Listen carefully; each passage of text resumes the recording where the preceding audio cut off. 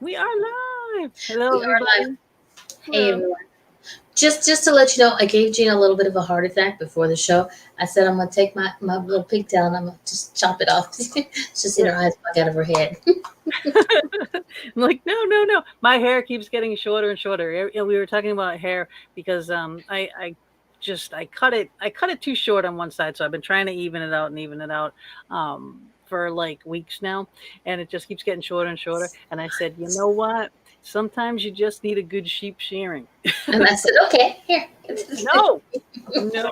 See? Until showtime. See, I will not allow her to do that. There's no way. Nope, nope, nope. She wouldn't be the only one. No, but you people, tonight we have Rebecca Thompson with us, and this is gonna hit home for probably more people than I would care to think. Admit. You know Mm-hmm. what I mean? But it's if you have to deal with a alcoholic spouse, boyfriend, someone, kid, child, anything like that, a lot of this was gonna hit home for you tonight. But what are we gonna tell every week? Right before the show starts, what are we always saying? We try to bring all this variety of guests Yes. for you people, Exactly. Mm-hmm. to learn from, to relate to get information from. Your show will go live in 5 seconds. All we ask is subscribe to the YouTube channel. Exactly.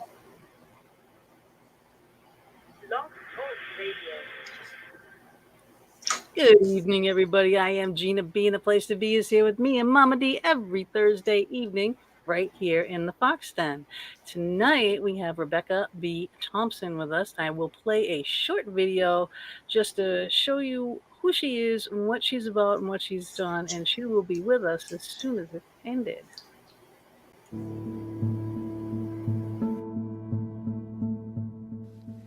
Rebecca B. Thompson is an experienced speaker, writer, consultant, facilitator, and coach with more than 30 years in the manufacturing, aerospace, and healthcare industries.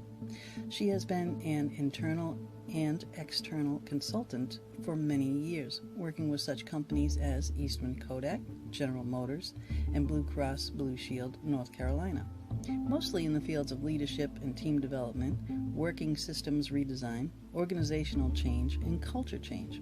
Currently, she is the principal of Evolve Without Limits, a coaching and consulting practice. But that's only part of her story. The rest is a chronicle of personal courage and spiritual expansion that defies conventional wisdom. From an engineer skeptic, she made a fascinating right turn. Frustrated by her now ex-husband's increasing alcoholism, Rebecca embarked on a healing journey which led her to explore a variety of spiritual practices. She learned how to love herself and found freedom from a situation in which she thought she was stuck. Along the way, she became a Reiki master, certified crystal therapist, and a shamanic coach, and incorporates these areas of expertise into her consulting and coaching practice. But it's her talks with the moon that will amaze you. Rebecca tells that story in her new book, Rebecca Rising: How I Found Courage and Self-Love Through Friendship, Coaching, and Conversations with the Moon, a memoir chronicling her healing journey. In addition, she and her friend colleague Darlene Ryan co-authored Sunday at 8:30, 2 decades of life planning. That book shares the life planning process Darlene and Rebecca personally used and honed for over 20 years, and includes helpful worksheets for creating your own life plan. Rebecca is passionate about helping people to learn about self-love, to recognize their own strength, and to live with freedom, passion, and intention. And we welcome you to the Fox Den.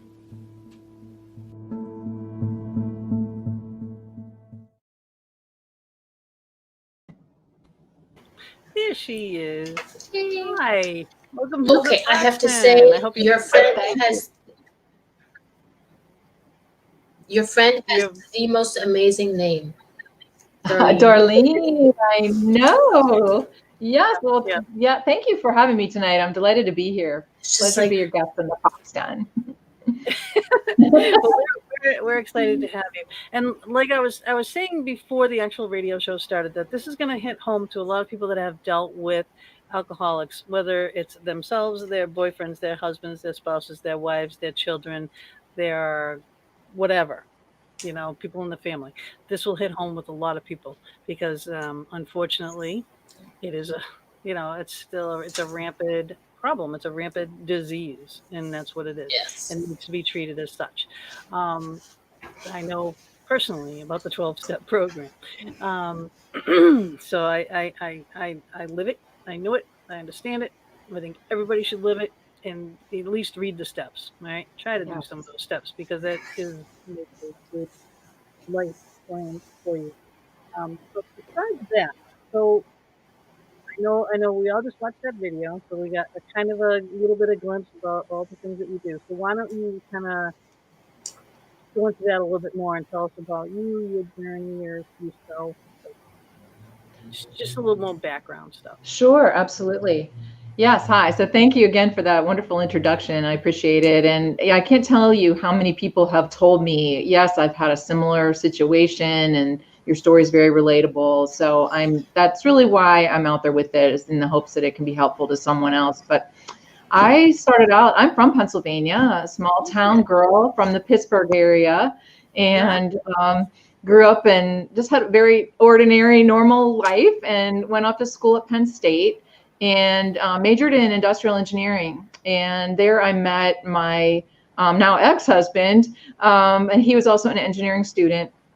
We got married right out of college, and we went off to Rochester, New York, where we both had jobs. And we got married and bought a house and got a dog and literally put up a white picket fence and literally did that and started raising 3 kids. And it was kind of the picture perfect life, everything's going well until all of a sudden it wasn't. And the as often happens, and the economy had taken a nosedive, and so his business was suffering. Along the way, he'd gone from a job as an engineer to starting his own engineering firm, and it did well for a while until the economy wasn't doing so great. And people weren't paying their bills, and therefore we weren't paying our bills, and so financially it was difficult. And he turned to alcohol, unfortunately, and at some point he had to close his business and get a job, and we moved out of state. And, I had my own career going and was trying to raise these kids and keep everything normal. And I even debated whether I was going to move with him, but decided that just trying to keep the family together and get a fresh start. And so we moved to Raleigh, North Carolina. And that was a big culture change in itself, right? Yep. Yeah. Sure. So I was trying to just rebuild my life, and meet some people. And so I embarked on what I now see as a healing journey, a spiritual journey, but I didn't even have that kind of language then. Then it was just, I'm trying to make some new friends, trying to just survive this move. To me, you reading this book, I just don't see you having any kind of issue whatsoever making friends. However, I do love the fact that you have such a bond with that woman, Darlene, like I do with my Darlene, as Mama D's Darlene, that's her name. And, maybe it's something to do with the name. I don't know. Yeah. Darlene's the best friend. Yeah. It's like I have tons and tons of, I have 5,000 on each of my pages on, Facebook and stuff of friends. And I have maybe a handful of close friends, which is usually the way, Mm-hmm. but you're very outgoing, and that's like one or two things going on there. One, to keep yourself extremely busy to avoid dealing with stuff at home, Yes. And I mean, you made me tired just thinking about all the things that you're doing, working the kids and then doing these classes and, all these other things that you were doing. So it was kind of like, wow, but I could see it, and I could see the patterns coming in, living a life like that. My first husband, we were, it was such a volatile thing, and we were both drinking. So it was really both horrible, and bills not being paid, and the the pointing of the fingers and the violence and everything else that got in there. You didn't really have to deal with that, thank God. Thank God. But everything else, I could relate to everything else. It's crazy. But Mama, why don't you ask the next one? Yeah. So, how did you go from engineering and corporate consultant to having a conversation with the moon goddess? I know, Mama D, it did not happen overnight. That was a very gradual process, And as I said, we had just made this big move. It was big for me, to go from, the Northeast to the South. And I was just trying to meet people. And my daughter and I started doing some volunteer work. My daughter was a young teenager at the time. And we just wanted to get involved in our community, do something, meet some people. So we were doing some volunteer work, and we met this woman who invited us to a dowsing class. And I didn't even know what that was. I had no idea what dowsing. Oh, I see some dowsing rods coming out. Yeah, so you guys know what dowsing is, but at the time I had no idea. And I thought, is that when you take a fork stick and try to find water? I mean, what is that? But we had been invited, and we liked the person that invited us, and we thought, well, we'll just go and find out what it's about and meet some folks. And so, and again, I'm an engineer, and I had never been exposed to anything metaphysical in my entire life. So I'm coming from that point of view. Okay. So we get to this woman's house, and she pulls out dowsing rods, and I don't think I'd ever seen them before. And for those who don't know, they're metal rods that swing on a handle. And the idea is that you can ask yes and no questions. And by the way the rods move, which is unique for each individual, that you can get answers to your yes and no questions. And so this sounded really cool, but I thought, you have to have some kind of special powers to be able to do that, right? You have to have ESP or something. Yep. Like I said, I'd never been exposed to anything like that, and I thought I wouldn't be able to do it, And so the teacher told us, so everybody find a spot in the room and work with your rods, and ask the rods to show you your own yes or no answer, and the position that the rods would move in to give you a yes or a no. And so I go up to do this, but I'm thinking, there is no way, this is not, I'm going to go over there and I'll try it. But after about 5 minutes, I'm just going to go over and thank the hostess and say, thank you for inviting me, but this is not really my thing. But I started working with the rods, following the instructions, and it was amazing to me that they did exactly what she said they would do. And at first I thought, I'm just making this happen. I'm just wiggling them or something, right? Yeah. But it just kept happening over and over. It was, truly accurate. And I think I was hooked in that moment by the work of energy. With the plastic that's on there, you're not actually touching the rods. So, that's a lot of people will say that. So that gives it the free flowing. So it will flow back and forth. So basically the thing is you've got to put your hands together. Get the rods in like a stable position. Put your hands together and then slowly pull them apart, about an inch apart, and get them to level out. And once they're level, and then you start asking, you just show. I think I need to get me some dowsing rods. And then you say, okay, can you please open them up again? Can you please open them up again? And then you say, can you show me what no is? And it will either point to one side, the other side, or whatever. And that's always how you start with anything, even with a pendulum, because we teach this, so the pendulum, hold the pendulum, say, show me what's yes, show me what's no, and then because I have 3 pendulums, but I can't use them because my hands shake like ever so much. So my worry is it me? Is it what I'm shaking? So I love my pendulums once around my neck. When you're shaking, that will just shake it, and then sometimes that pendulum will shake when it wants to tell you something. It will vibrate, and it's like, all right, and it'll be like waiting for the appropriate answer. The same with the rods in your hand. You'll feel them shake. Have you ever felt shake in your hands, Rebecca? Yes. Oh, yes. And yes. And you're not asking the right question, so spirits can get a little even angry at you,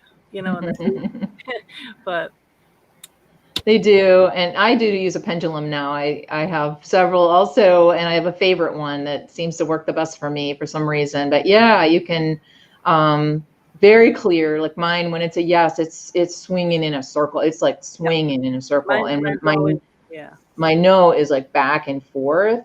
Mine too. And sometimes if it's like if the spirits think it's a stupid question or something, like, it'll say perfectly still, or it'll just kind of wiggle a little bit, but it's amazing. It truly is. And then I was doing this and I was proving this. We had a event at a place called Burnbrae Mansion, and my friend was with me, Sabrina, and she was doing recordings and I was doing the pendulum. She was asking the questions and we were trying to find out about the women and the children that they were taking care of there.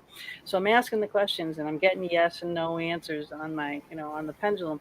But at the same time, we were getting EVPs that was backing up every single answer. So it was on film because we filmed it, and the EVPs to back it up, which is really, really cool. So, yes, it does work. It does. Very cool. I even have charts. I have charts. You can do all kinds of things with dowsing. You can do health charts and number charts and, a lot of different things. You can have like a Ouija board almost, you know what I mean? You can have them, they can spell all those charts. And there's a site on digitaldowsing.com where you can actually download those for free. So. Oh, cool. I'll have to check that out myself. I will do, if I have a decision to make, like say I want to know if I should take certain vitamins, I'll put a whole bunch of vitamin names on little slips of paper and I'll fold them up so I can't read them. So it's not me doing it, and then I'll just put a little slip of paper and I'll put the dowsing rod over it and say, should I take this vitamin? And I'll get a yes or no. And then I'll put all the yeses in a pile and a no's in the pile. And then I read them, so things like that, like what supplements are good for you, or, what choices, where should I go on vacation, or, stuff like that. Anything.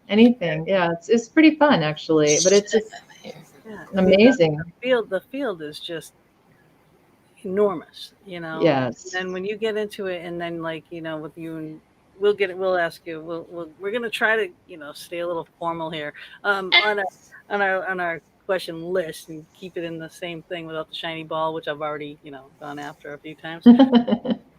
Sorry. Sorry. I can't help it. So before we get into like Reiki things and healing things and things like that, just basically, what was the motivation? Why did you write the book? Yeah. I could go a lot of different directions. I mean, the ultimate reason is I hope that the story will be helpful to someone. And, it's not easy putting your business out there, right? Especially when it's not always pretty. But I just, in the hope, and I, as I said earlier, I've had so many people thank me and tell me they've been in similar situations where they felt stuck, and whether it was an alcohol situation or abusive situation or whatever. It helps to know somebody else has been through it and to survive it, and can give you some hope and encouragement. So that's ultimately why, you showed my book Sunday at 8:30 that was written with my Darlene, and everybody should have a best friend, Darlene. Brandon Darrell. We've been friends for 30 years, since we were young moms and we were young engineers together, and we took a class together many years ago in life planning, and the idea of it was to make us more productive at work. It was called the High Achievers Process. It was all about productivity and goal setting and all that, and it was a good course, and we started to apply what we learned to our work. But we quickly realized that we could apply that process to all areas of our life. So not just work, but our raising of our kids, and getting our kids potty trained was one of our primary goals back in those days. But financial, saving money, paying bills, all of those things, spiritual life, and so we stuck with this process, and we actually made it our own. And we went way beyond what they taught us in the class. And in fact, we've stayed in touch with one of our instructors, Claire Crittenden, and she actually wrote the foreword to that book. So. And she's pretty pleased that, we took her work and took it a step farther, So Karen. Love that. Yeah. So we were using it, like I said, for, over 20 years. And we started to tell people what we were doing. And people were amazed that we had stuck with a process for 20 years. I think it was more about that what people were surprised by than about the process itself. So people said, oh, you should write about that. I'd read that.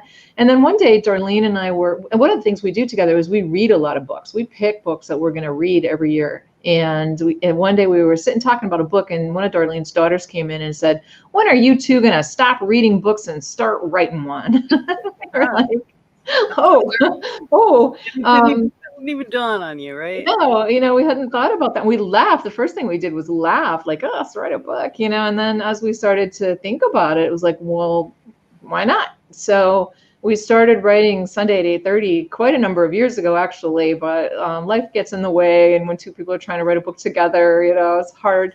But we were getting our act together on that. And Darlene said to me, you ought to write a chapter about your spiritual journey, because one of our life areas is spiritual, right? And so, and the other thing is, Darlene has not had the same kind of spiritual experiences I have. She's a Roman Catholic and very faithful, and it's wonderful. And things that are a little more metaphysical in nature kind of freaked her out a little bit. So she was like a little worried or concerned about all the things I was doing. And I think she was curious to read it as much as I think that was one of the reasons she wanted me to write it, is so she could read it and try to understand what I was up to. So she encouraged me to write a chapter. So I started writing the chapter, and I called her one day and I said, I think this is more than a chapter. This is a whole book. And she said, go for it. So that's really how I came to write Rebecca Rising, and made it a memoir in itself. Right. And what an amazing story, an amazing journey it was. And you remember so much. You know what I mean? Well, I've kept journals. I've kept journals for years and years. So I had a lot of material, already. I had to fill it in. I had to, really fill in how I was feeling and the actual dialogue and things like that. But I had kept track of a lot of things. That's actually one of the things that led to my finally ending my marriage, is that I got a little message one day to start typing my journals. And so I went back and I was typing up journals, and this was near the end of my marriage, and I started reading conversations that I had had with my husband 4 years before that were almost identical to the conversations I was still having. And it was so eye-opening to me, and also so frustrating. And I thought, I don't want to be sitting here 4 years from now and reading these same incidents over and over and over, and that's when I think I really realized that I was done at that point. Yeah, because that life, you get there. Hold on one second. I'm sorry. You can ask the question. Right. It's like, that's what happens with that life, is you're stuck, and your life is going by, but you're in the same position. You're in the same mentality. You're not growing. Actually, you're losing it. Yeah. Right. You could actually be stepping backwards. But, when you leave the life and then you look back at it, or you go, say, I quit drinking, it was 28, 29, 30 years ago, whatever the hell it was. I don't even remember, so long ago. Okay. And I used to keep journals, and I had to burn them. But I burnt those suckers from way back when. Too much evidence. Yes, I wish I didn't now, but I did. And but you go back to those times and those people that are still doing it, and they're like, oh, well, where have you been for the last couple of years? It's like, couple of years? It's been like 20, 30 years. You know what I mean? And it's like, reality will hit you in the face at that point. You say, oh my God, you guys, time to grow up a little. Yeah. But it is a disease, and it does need to be treated. And what you did was fabulous. Well, I totally agree. It is a disease. It's a terrible disease. And it was heartbreaking to watch my husband do what he did to himself. But at the same time, when you have a disease, you go get it treated. And that's what I would say. It's like, if you have diabetes, you go get the medication. You go get, you get some help. And it's frustrating when the individual does not choose to get help. Yeah. Mm-hmm. Yeah. This is not the question I was planning on asking, but I'm going to go here anyway. Did your ex-husband realize, and did he ever get help? And how does he feel about you writing a book, a tell-all book type of thing? I don't know. I do not, we do not communicate. He has remarried, and so I'm happy for him. I wish him well. I wish him happiness. To my knowledge, he has not gotten help. So I don't know what his day-to-day life is like, if he's still drinking as heavily. My kids keep in touch with them, but not, not close, more like holidays, conversations, those kind of things. And children, how do your children feel about this book? How does he feel? I don't know. I went back to my maiden name. I was very careful to not use my married name at all in the book to refer to him, because I don't want to harm him or his reputation or anything like that. Oh, you asked about how did my kids feel about it? My kids, they were a little worried. They were a little worried about what I was going to say. They knew I was writing it, and they didn't really want to talk about it. And I would try to talk about it with them, and they didn't really want to go there. But although I knew they were worried about it, and my youngest daughter, I gave her a draft. I asked her to read it and get her perspective, but they really didn't want to. But however, once I put it out there, I know that they all bought it and read it, and then they were incredibly supportive. I tried very hard to not, make it about them. I could have told a lot more about them. I made them very minor characters in the book, because of course they were there, but they were all teenagers and they had their own stuff going on, and I didn't want to embarrass them in any way or harm them or, make them angry with me. As more than I did. Obviously I put a lot of our family business out there, but it was your story. It was more your story than theirs. So you couldn't focus on them. You had to focus on what you were. Yes. And what they were doing was their story, Yeah. Yeah. And, but how was it for you though, reliving all this stuff? It was sometimes painful, I would say, having to relive, some of those moments that were particularly excruciating and embarrassing. I would say it was very embarrassing to realize how much I tolerated, how much I put up with. And, I really feel like I'm a different person today than I was then. And I would say, my primary feeling of going through those experiences again was just feeling kind of embarrassed that I put up with as much as I did. It's not an embarrassing thing, because it's really easy. It's, you get married because you make a commitment to be with this person for the rest of your life and the family and everything. And okay, so you're walking your day to day every day, not anything different. And then whatever things get thrown at you, you deal with. It's just that these things kept getting a little bit worse and progressively worse and progressively worse, gradually. So it's not like you were in the shock of, oh my God, you know what I mean? It's like you kind of see it coming. And then even after the first DUI, you were kind of anticipating the second DUI. What if this happens again? What is this going to wipe us out financially? All those types of things. Yes. You should never be, have that shame feeling. Because thank you. You did everything in your ability to deal with it longer than I did, longer than I put up with it. That's for sure. In a lot better ways than I did. Well, I think, yeah. Go ahead. No, I was just going to say, Mama D, that, maybe sometimes I feel like I stayed longer than I should.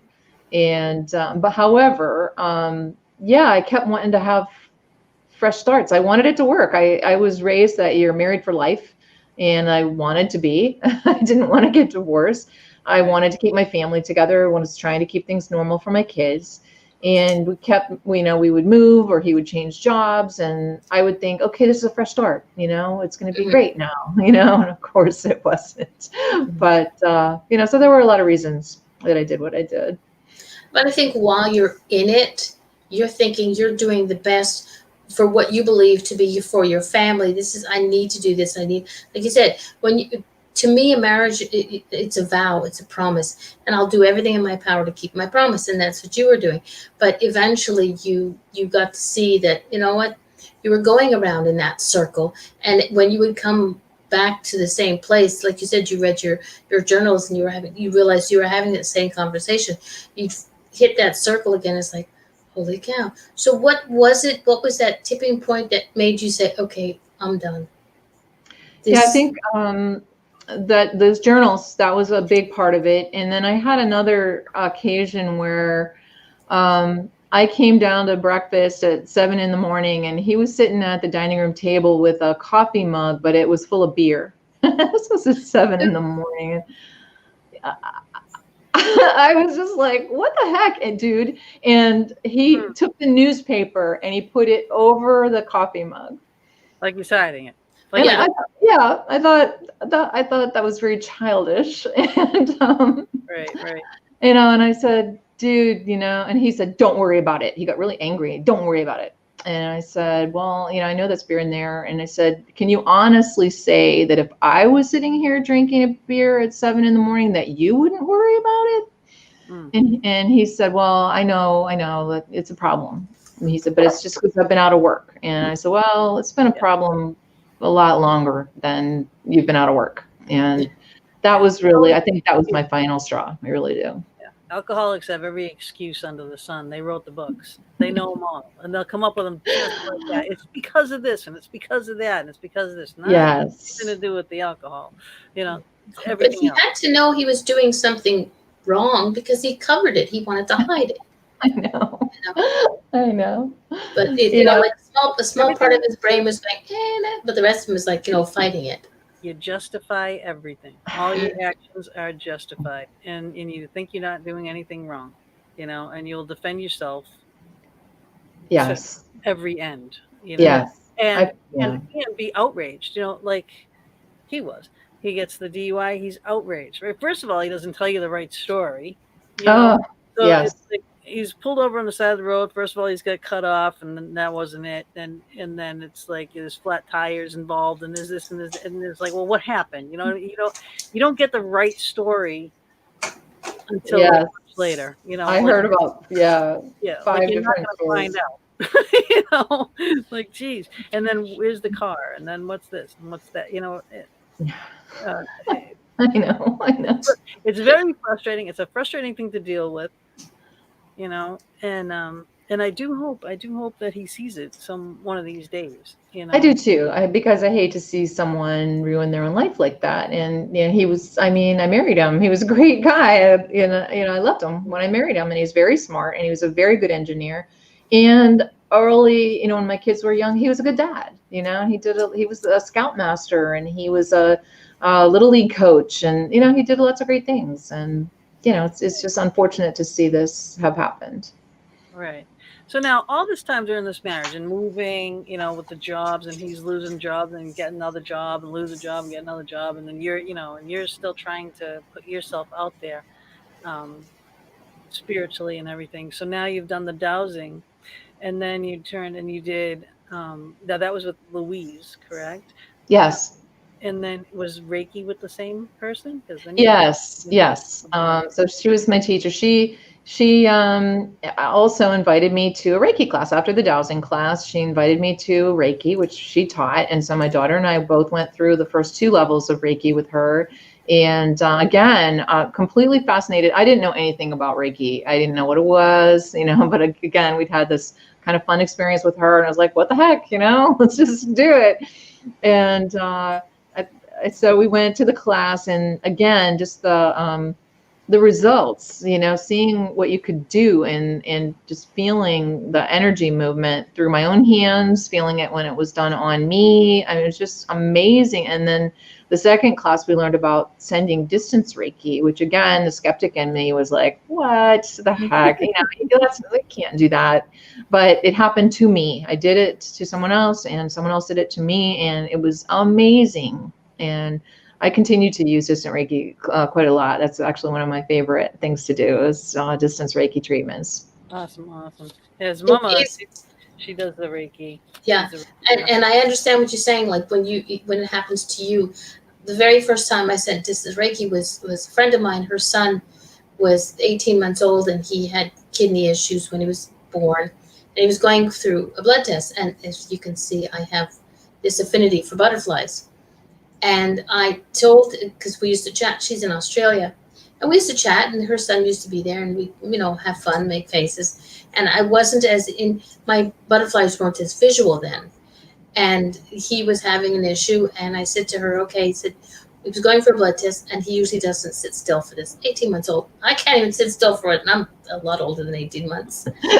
And I said to my friend, I said, just tell him when he starts to sit down, just tell him, Mama sent you something, but you have to be very, very quiet, and you have to look around the room. Just move your head. You have to be quiet, otherwise you won't be able to find them. And that's all she had to tell him. And when she came back the next day for me, she said that he sat there very quietly, and he went flutterby, opened and closed his hand. And we all know butterfly in baby term is flutterby. Yes. So that's sort of like but that's how I send my distance healing, is through butterflies. Beautiful. So people, when they're getting it, they was like, yeah, don't worry, I'll get it. Yeah. A friend of mine in the UK. And I said, look, trust me, you're going to get back to me tomorrow. Don't worry about it. He said, yeah, sure. Guys are kind of like, whatever.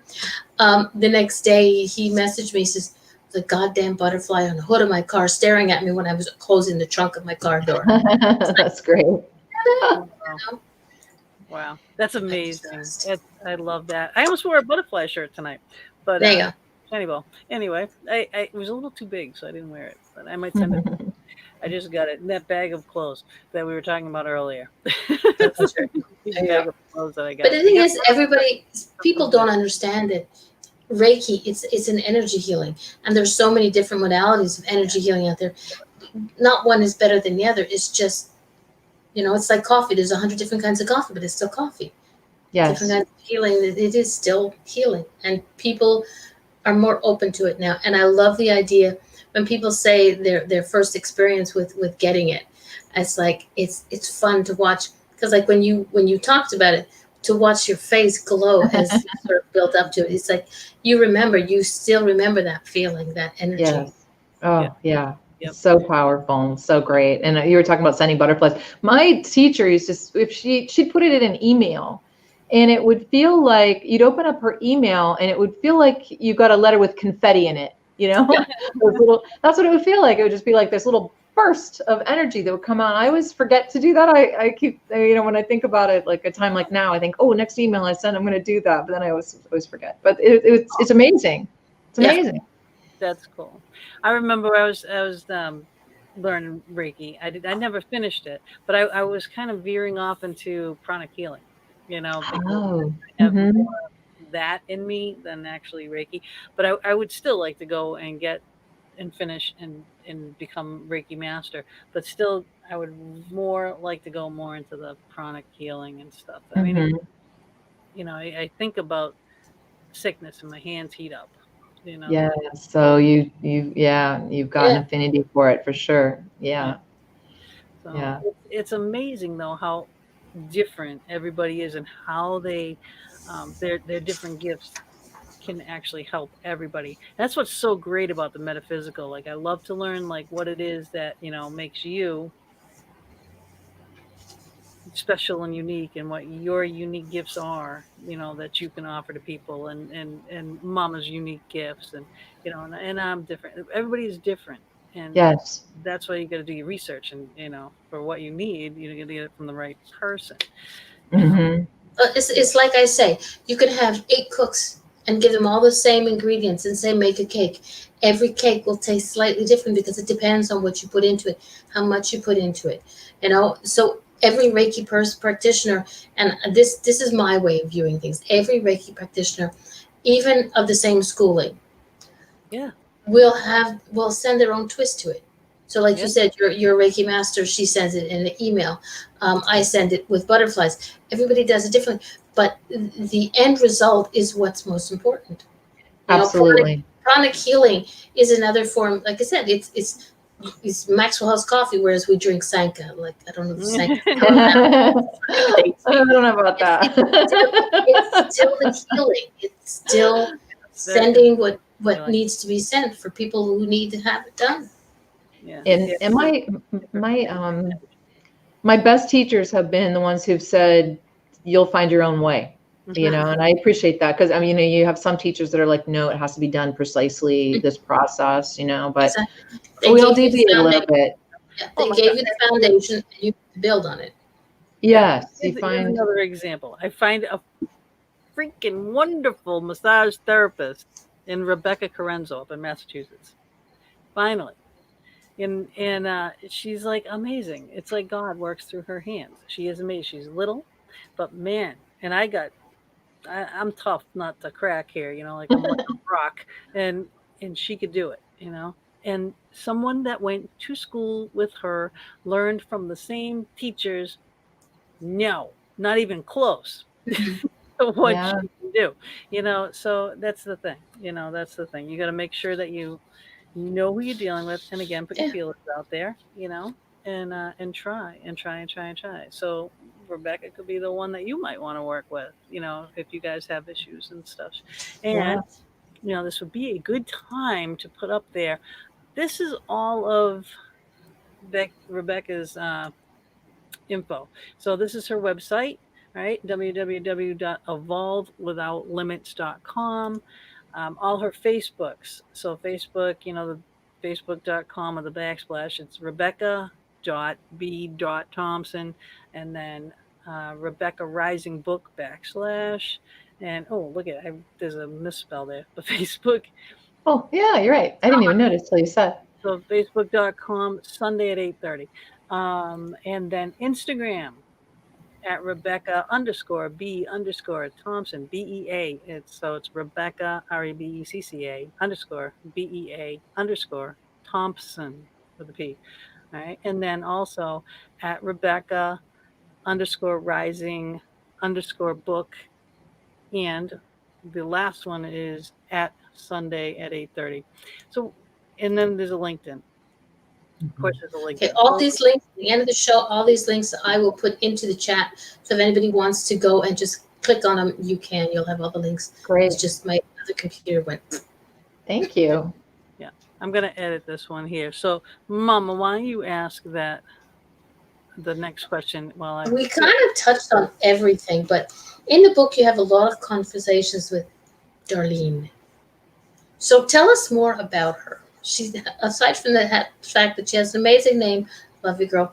You know, tell us, what was it? For me, I always get interested in what was the first thing that connected you guys? What was it that you met and you was like, just meshed?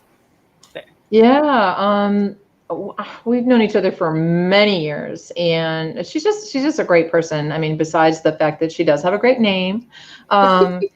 And we started out as young engineers together at East Dakota Company many years ago, and we met at a party. Actually, I don't even know if she would remember that I was with a roommate of mine, and we met at a party. My roommate said, "Oh, you got to meet her. She's so great. She's so great." You know, and so we were just acquaintances then. But after that, we started working in the same building, and Kodak was a very, very big company at the time with several hundred buildings. I mean, like 10,000 people working there, and we just happened to be working in the same building, and we actually have a similar look about us, and people even mistook us for each other. Would call us by the other name, and so and we just found that we had a lot of similarities. And at the time that we met, or started working together, we each just had one child, but they were similar ages, and we went on to have, both of us had 3 children, similar ages, and we just started doing stuff together outside of work. And there were other young moms in our area as well, and we put this group together called Mother's Circle, and we'd get together, I think, once a month and go out for dinner, and mainly talk about potty training. That was the biggest topic of conversation for years and years. And then other, people moved away or, got jobs elsewhere or whatever, until we were the only ones left, and we were still together, but we were still talking and having dinner and lunch. And then, as I said, we went to this course together, and it just we just clicked. We just started getting so much done at work, and people started to notice that, and it just was really powerful, and we just stuck with it. And when I moved to North Carolina, of course, we thought, we didn't know if we would stay together as friends. It's hard to keep in touch with people when they may move far away, even though your intentions are good. So we made a pact. We were crying. We went to this park our last day, and we're like laying in the grass in this park, and we're both crying because we thought, we don't know when we're going to ever see each other again. It was terrible. And so we made this pact. Sorry, my dog is barking. Let's give her a minute to chill. Okay. So we were at this park, and we made this pact that we were going to talk on the phone once a week. No matter what, we were going to talk on the phone once a week. And we were going to try and get together in person twice a year. And that was a major thing for us. We're going to be like 1,000 miles apart, and we both have little kids and, husbands and jobs and commitments, but we were going to try and do this. So we've kept it. This is the first year of COVID-19 that we have not seen each other in person. We've seen each other because of COVID. But we've always seen each other at least twice a year, and we do religiously talk to each other every Sunday at 8:30, which is where the title of the book comes from. And it just, the title just emerged because that's what we've been about. And even our families would know, they'd be like, hey, it's getting close to 8:30. Have you talked to Darlene yet? And we're trained that family activities would fall around that time, and so we've stuck with it for all these years. And so I've been very grateful to have such a special, devoted friend. And so she's also, in addition to the fact that we wrote this book together, the Sunday at 8:30 book, she's a major character in my memoir, Rebecca Rising. And there's a lot of conversations, those Sunday night conversations, where I'm telling her, here's what's happened. He's gotten another DUI, or, this is, and she's giving me advice or, comforting me or whatever, Yep. I know. I read them in reverse. I should have read the 8:30 book first and then Rebecca Rising. Because I read Rebecca Rising first, and then when I was reading that, I was like, oh, whoa. Get to the chapter of like, oh, no, this should be a book. No, it's more than a chapter. But I got that. I want to ask you, though, when Mama was talking about butterflies, and obviously you're in the fox den, so you know that like a fox is my spirit animal, butterflies are hers. Now, what do you think about spirit animals? Well, I know what you do, but you can tell them what you think about spirit animals. Yeah. What animal came to you when you were? I am a major fan of spirit animals, and I took a class. I've taken a number of classes, and now I'm a shamanic coach actually, and do shamanic journeying and meet animals, and can do so on behalf of others as well. But the very first journey that I took to find my spirit animal, and this was, all this stuff was going on. I'm having this spiritual journey, and my husband's into alcoholism, and I'm still working full time, right? Holding down a job. And part of my job was coaching, like executive coaching, and teaching young managers, or I shouldn't say young, but less experienced managers, leading them through developing their leadership capabilities and so on. So I went off to take an executive coaching program to develop my abilities around being a better coach. Well, I just met the most interesting people through doing that, and all different kinds of coaching, spiritual coaches and people. And so I met this woman, her name is Anne Brannon, and she's a major character in my book as well. I could talk more about her later, but she introduced me to a woman who did a course called Branding with Spirit Animals. That was the name of the course. And what she did was she helped you build your business by helping you find your business spirit animal. So I believe that we have a lifetime spirit animals that are with us all the time, but we have other spirit animals that come to us just with specific messages that may not be with us for life. And so she was specifically working with us to find our business spirit animal that would help us to understand how to build our business and how to build our brand. And so at the time, I was trying to make a decision over whether to start my own business, and was going through a lot of stuff. And I still had a full-time job. So I went on this journey, and I met Bear. And when I asked Bear what was the message for me, he said, hibernate. And I took that to mean that I should not start a business at that time. It was not the right time for me with all the other things that were going on. And so, yeah, that's fascinating. You know, since then I've had lots of other messages of many different kinds from many different animals, but that was my very first experience, and it was wonderful and fascinating.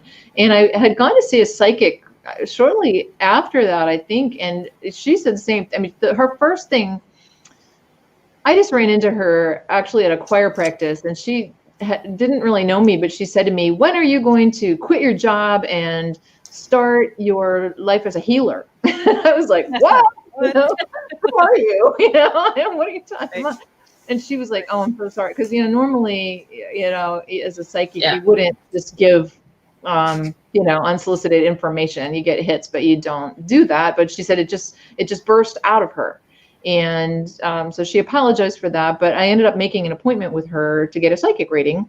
And she met me at the door and she was shouting, "Don't quit your job." I was like, wow. What? Just a couple of days ago, you told me I should quit my job and be a healer. And she was like, "You will, but not yet, not yet." And of course, this was, 10 years ago or more. And so it kind of confirmed that bear message of hibernate, this is not the right time for you to do this. So it's just so interesting when you get confirming messages in very different ways.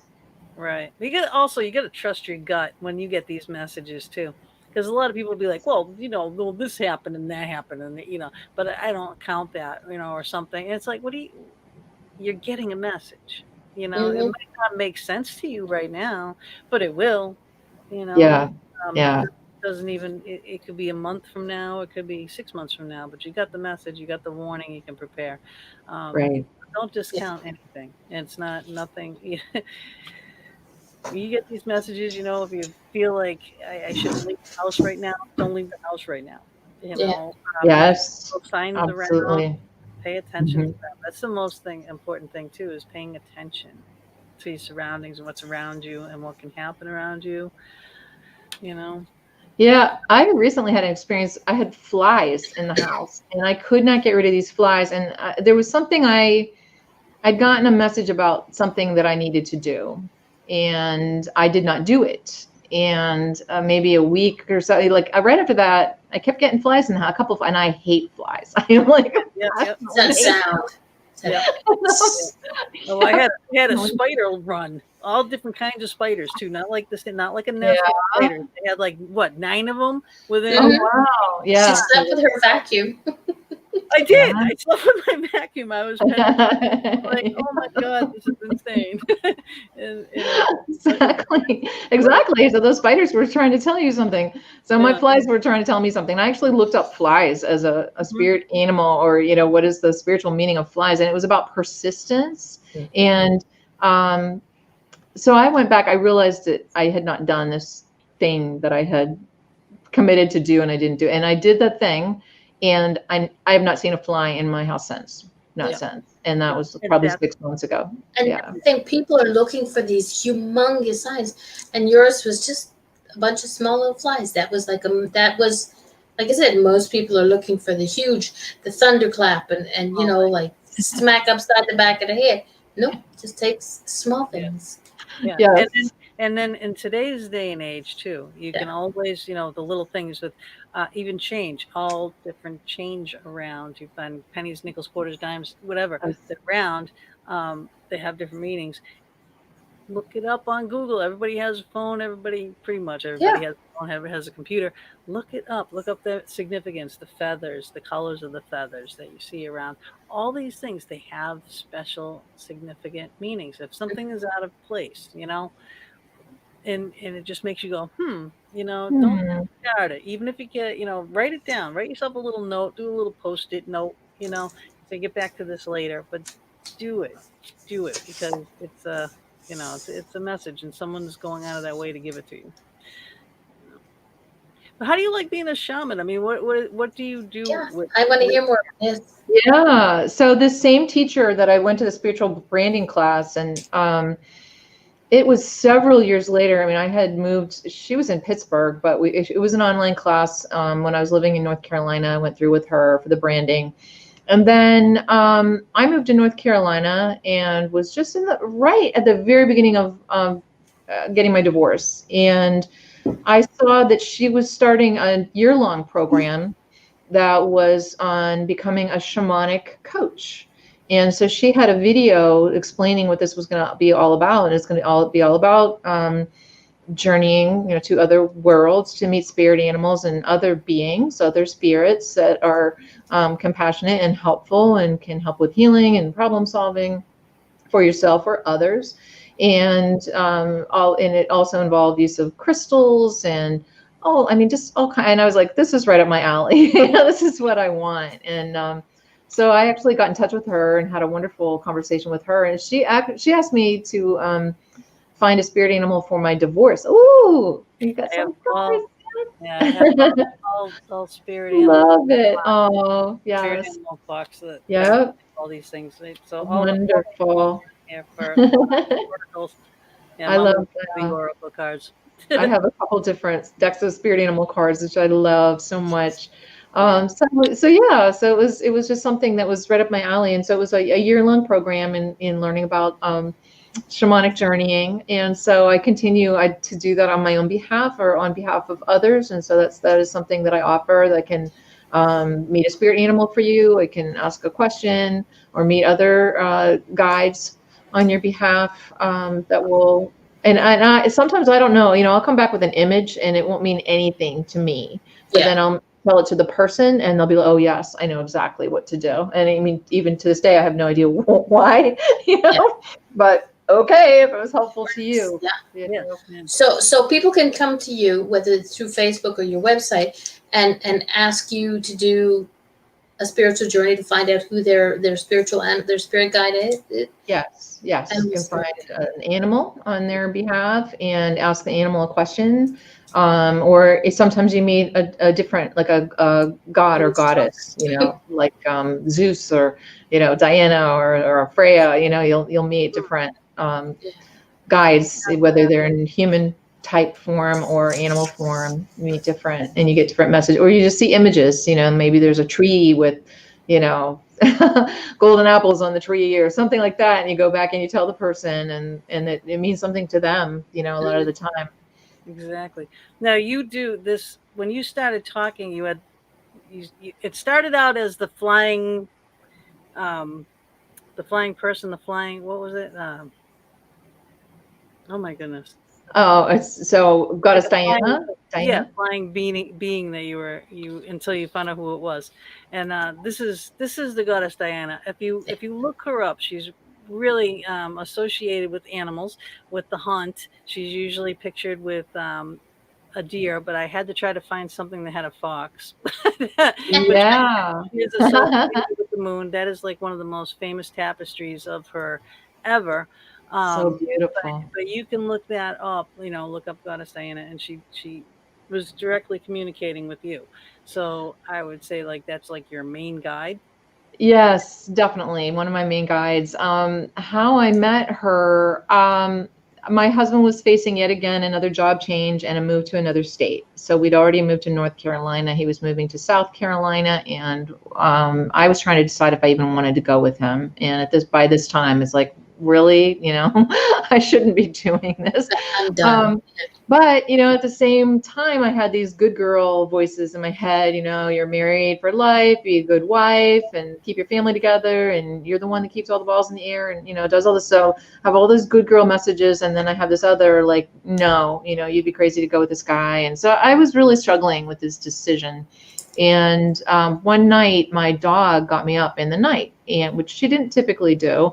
But I was like, all right, just got to go out. So take the dog out. And it was one of those gorgeous, huge, low in the sky full moons. I mean, just one of those big ones. And it just like kind of hit me in the face when I got out there. And it was honestly, it was like it was talking to me. I just heard this voice in my head that was coming from the moon. And she said, you're missing the point. I thought, what? I know, right? You keep getting thumped on the head. You keep getting thumped on the head. Everything that you've done has been very powerful and a very strong message for you. Yes. And it's just like, and that's what you needed, because have that strong skeptic engineer in you that it needs to be really bashed into you. So yeah, there's this Yes. huge bright moon. Like, yeah, hello again. Yes, it's me, and you're missing the point. So then, what do you do with this information? Yeah, right. So well, she went on to say, the point is not, I was trying to logic my way into this decision, right? What are the pros and cons, and what's Yeah. the logic behind it? And I'm trying to decide through some force of my own mental powers or whatever. And she said, you're just missing the point. It's not about what you should do. It's not about what nice suburb you're going to live in. It's about how do you want to feel, and who do you want to be in this world? And I was like, whoa, I never even thought about how I wanted to feel. That was practically irrelevant to me. I never thought about my feelings being important. I was always, just the good daughter, good wife, good employee, good citizen, good neighbor. And how I felt about any of that was irrelevant. I was just trying to, keep it together. And so I started to think about that. And it turned out to be a message of self-love and learning to love myself, and what is it that I want. And so I went on to have these conversations, regularly, at first they were maybe every few weeks, and then sometimes it would be nightly for a while, but it was all about learning to listen to my own heart, learning to love myself. How do I want to feel? What do I want? I had never even thought about those things, and I didn't think it was possible to think about those things. I thought, this is my life, I'm married to this guy, I'm raising these wonderful kids, and I'm trying to make the best of everything. And it's like, no. You need, there's something different for you, but you have to find it within your own heart and not through your head and the logic and pros and the cons and all of that stuff. Exactly. And so that's what it began to be about. And you mentioned earlier how busy I was, and that was one of the major messages too. Was just all about slow down, get rid of some of this stuff, and just stop it. And another big thing that happened to me right around that time was I accidentally deleted my entire inbox of email. I would have a heart attack. Oh my God. I practically did. It was like panic, but at the same time, it was this huge relief, fresh slate. But you kept saying that you wanted a fresh slate. You want a fresh slate. Yeah, and anything it's like you were trying to get a fresh slate with him, but not for you, and you needed it for you. I needed it for me. This was a little kick in the butt for you. Exactly. Well, ladies, I'm going to put a hold here because we're running a little bit past our break time. We have a little video to show. Otherwise, somebody gonna kick somebody's butt. It's not mine. We'll be back.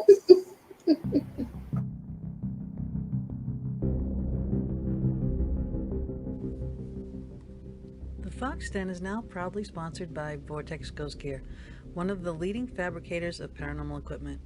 Bob Christopher is the founder and creator of Vortex Ghost Gear. He has decades of investigating, starting with his team at NEPA, and as lead in the popular local TV show Ghost Detectives, he has experience of how spirits could be seen or heard. Using this knowledge, he has manufactured equipment for specific scenarios of spirit manifestation and communication. He is the only manufacturer of the popular lifelike trigger prop cats and dogs. Using proximity meters wired to lights and sound, these prove to be highly effective communication devices in the field of study. The HTO, another Vortex exclusive, allowing specific items to be the highlight or trigger of your investigation. For example, place the item on a metal tray or attach directly to any metal object such as keys or glasses that continue to go missing or moved. Ask the spirit to touch the item. The HTO will light. It has a sound option as well. This device was used in Travel Channel's Ghost Nation with great results. The Dome, a static detector, can be the most useful device in your gear bag. This is to back up the theory that the spirits manifest using static electricity. Using several, you can track a spirit, for example, walking down a hallway, setting off each as it passes. The geophone detects vibrations. This is another way to track movement. If a claim is footsteps in the hallway or stairwell, set the sensitivity and place the device in that area. Its band of lights will show a range of vibrations from the slightest tapping, lighting only a few lights, to the loudest thumping, lighting the entire range. The Easy Scan Ghost boxes are very popular due to the ease of use. They are custom decorated to the individual or team using them. Bob programs and uses an Arduino-based computer scanning FM waves to potentially communicate with the spirit realm in real time. Every box is unique and all custom hand decorated by Gina Bankston. The V-Pod has a special place for those who love the idea of REM pods. Use this sleeker, smaller, easier to transport device. It is a must-have in your gear bag. Take your investigating to the next level with many of Vortex Ghost Gear's unique and custom creations by Bob Christopher. Visit www.vortexghostgear.com to view all the products and get your equipment today. You can also investigate with Bob and Gina with ghostly excursions, taking people to some of the most haunted locations in the USA. Visit www.ghostlyexcursions.com and join us on our next adventure.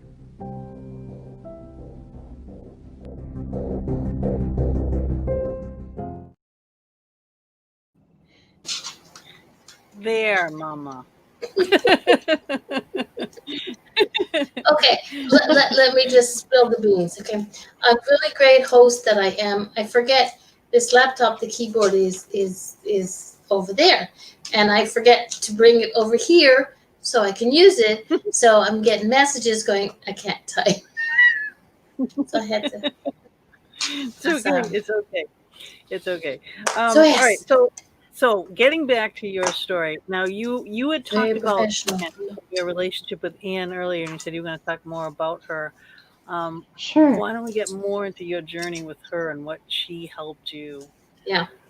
Yeah, she was such a good friend and helpful to me. I met her through the coaching program. I told you I went off to learn more about being a good coach, and she was one of the first people I met. She was in the program, but she was actually a college professor at Duquesne University in Pittsburgh, where we took the coaching program, and she just was so different from me. You know, I told you I was just like this ordinary girl, engineer, skeptic, no background in the metaphysical. And she is a practicing witch, and she was a professor of medieval history and medieval literature. And she's also a recovering alcoholic. And so she was able to really help me with that aspect of the stuff I was dealing with. And she acted as a sponsor to me, really, throughout, you know, this journey that I was on. And she was actually the first one who really identified that I was talking to the goddess Diana, because I started talking to the moon, and at first I thought I was crazy. I didn't, I'd never had any kind of experience like this, but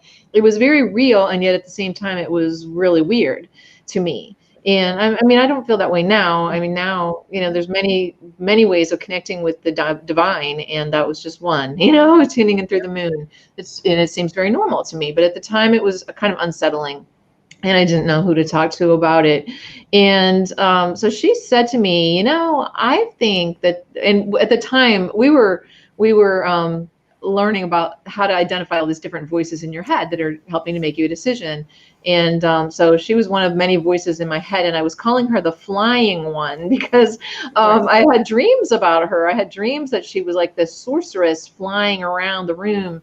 And also was the same voice that I was hearing from the moon. And she said, I think your flying one is the goddess Diana. And the reason I think that is, like the tapestry you showed, she's the goddess of the hunt, and she's pictured with dogs often. And she said, she's working through your dog. She's always waking you up in the night with your dog.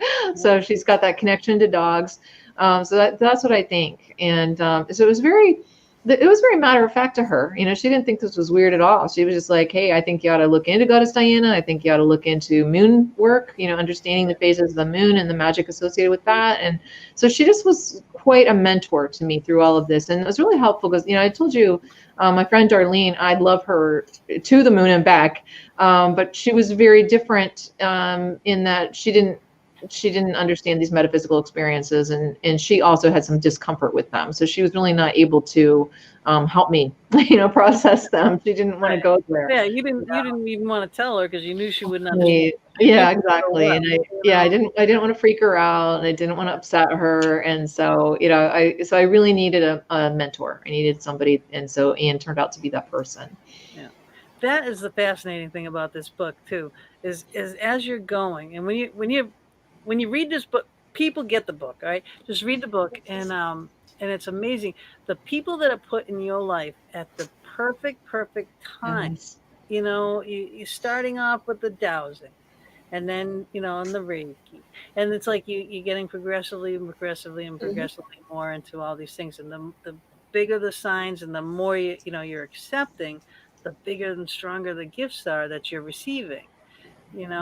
And this is bringing you out of your hibernation and into True. you. And that's the journey here. It's not all about the alcoholic. The alcoholic people will relate to and understand. But you had to go all that time and live through everything that you needed to live through to get to where you are right now. So, I mean, nothing doesn't happen for, no reason whatsoever.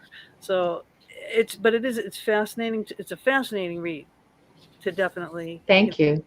watch the journey and how you remember everything, and because of your journals that you kept, really is like that final nail there. So it is fascinating. So guys, get the book. Let's put this Okay, and make sure you read them in order. Gina's the expert at which one Yeah. not to read. Yeah, do the Sunday at 8:30. Do that one first, and then do Rebecca Rising. They're not huge reads. They're what are they, 150 years old pages? Yeah. They're not anything. Not novels. Okay, so much is in these. This little book. It's just cram packed. I mean, because I can relate, because I lived this type of a life a long time ago. But the emotional and the mental and the physical things still remain, so those are the things that you have to treat and take care of. Now you did Al-Anon to Yes. deal with all that kind of stuff. Now Yes. I went to a couple of Al-Anons because I was an alcoholic in a relationship with an alcoholic, so it's like but I tried Al-Anon, and I didn't feel right there. I felt like the opposing team. Listening to the stories, Yeah. And, I see. Yeah. It was different. So I didn't really stay in those classes, but they helped all those people. They helped you. They did. It's funny you say that, because I actually went to an AA meeting at one point. I was in Al-Anon, but at the beginning of Al-Anon, at least in the meetings that I went to, they would say that their purpose was to help, to give support and help to their alcoholic. And I remember one time I was just so struck by those words and thinking, I don't support and help my alcoholic. Mostly I'm mean to him. You know what I mean? I'm irritated. I'm so mad at him. I'm so irritated with him. I don't know how to help and support him. And so I think it was Anne, who was being kind of my sponsor at that time, said, maybe you ought to just go to an AA meeting or two and kind of get a feel for, what it's like for them and what do they need from you. And it was so interesting. So I did. And they went around the circle to have introductions. And I said, I'm a grateful member of Al-Anon, and that's why I'm here to. And I told that exact story. I don't feel like I am providing support to my alcoholic. I'm mean to him. And they were so happy that I was there. They were just so thrilled. They were like, wow. And, this one young man came up to me and said, I didn't know there were people in Al-Anon other than my own family members. I've never met one, And this guy came up to me and he said, I'm going to give you the Al-Anon hug. And I said, what's that mean? And he held his arms like straight out. Like, I know that you don't want to get any closer to an alcoholic than that. So it was a fun experience, and grateful that I got to go and experience that. But yeah, it's of course it's not for everybody, and for me, Al-Anon was like a blind date that people kept trying to fix me up with, right? I didn't think I needed to go. I didn't think, it's like, I'm not the one with the problem, right? He should go to AA. I shouldn't have to do anything. and I didn't want to. And I finally went because I didn't know what else to do. I was kind of desperate, and I thought, well, other people keep telling me I should do this, so I'm going to go. And it was frustrating at first because they really don't tell you what to do. They just, they tell you keep coming back. Because I thought I'm going to go and I'm going to learn how to fix my alcoholic. I'm going to learn how to get him to go to AA, how to get him to stop drinking. And once I do, then I can just wash my hands of this and that'll be that. Well, that's not what it's about at all. It's about working on yourself. It's about understanding what are you doing, to contribute to this problem. And so how can you change your own behavior?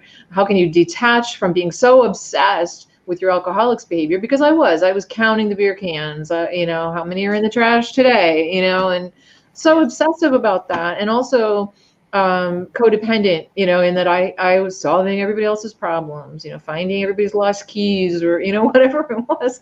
I didn't think I was doing that, but as I started to examine myself, I realized how much I was doing it. I was getting off on solving everybody else's problems. Yeah, again, very busy. And when you're busy solving everybody else's problems, you don't have to look at yourself.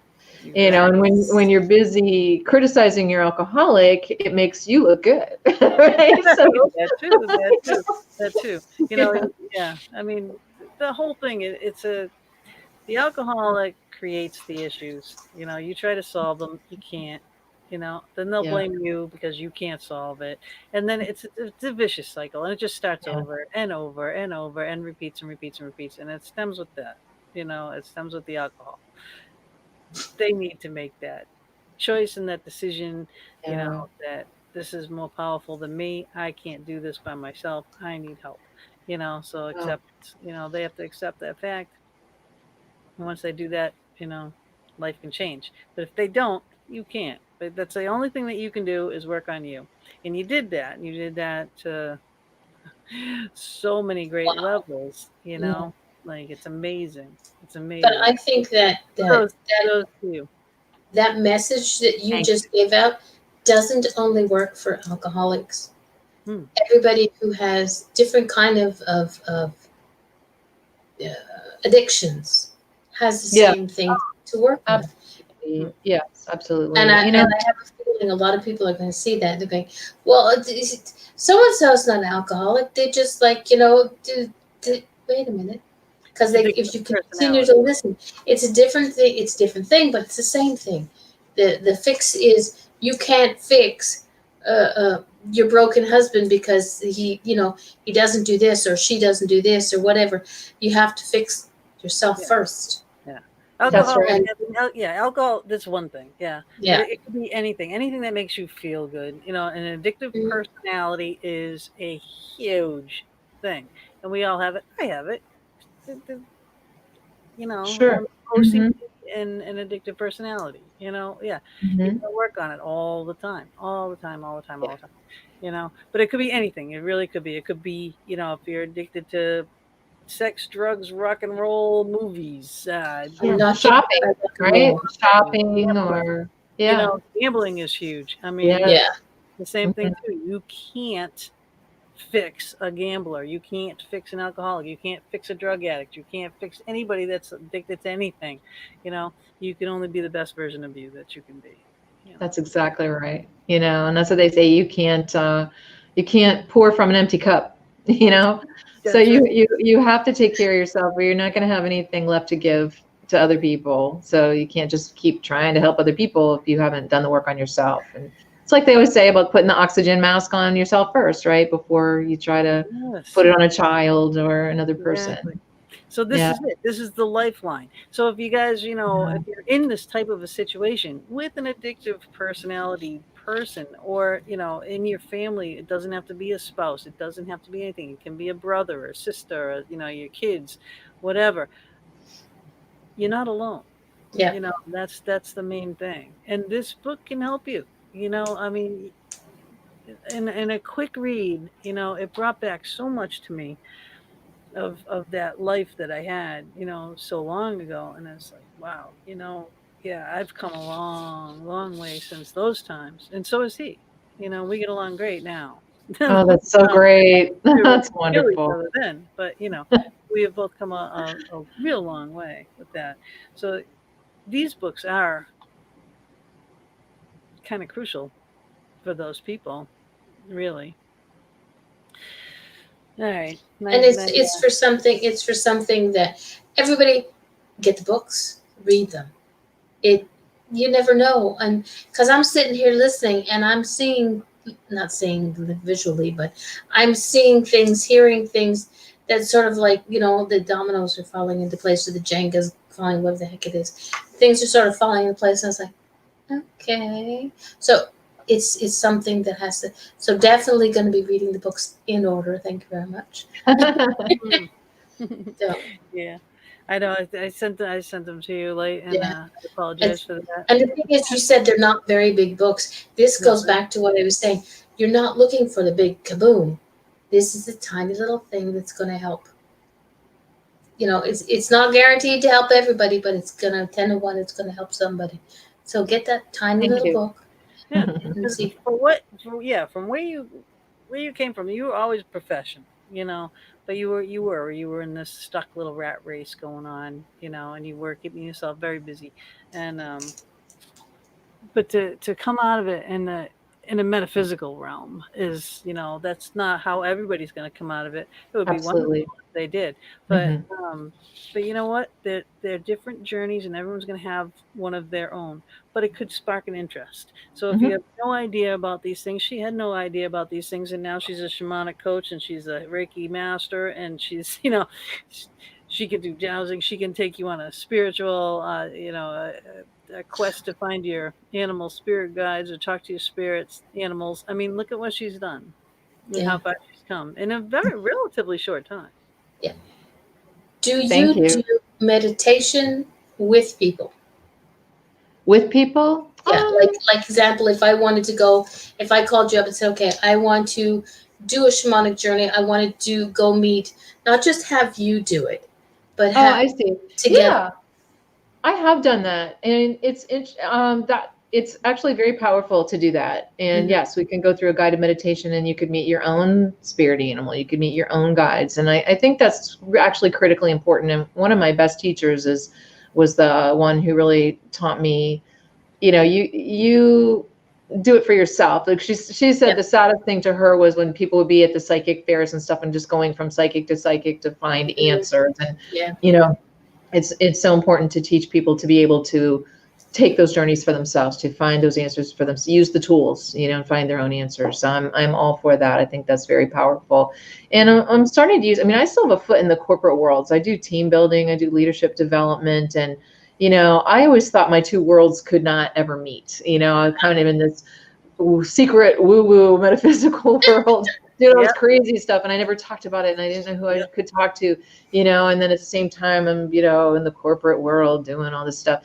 But I have found that, well, of course, a lot of things are becoming more mainstream. You mentioned earlier, like, Reiki, more people are learning about it, and there are even Reiki masters in operating rooms now and things like that, which is so wonderful.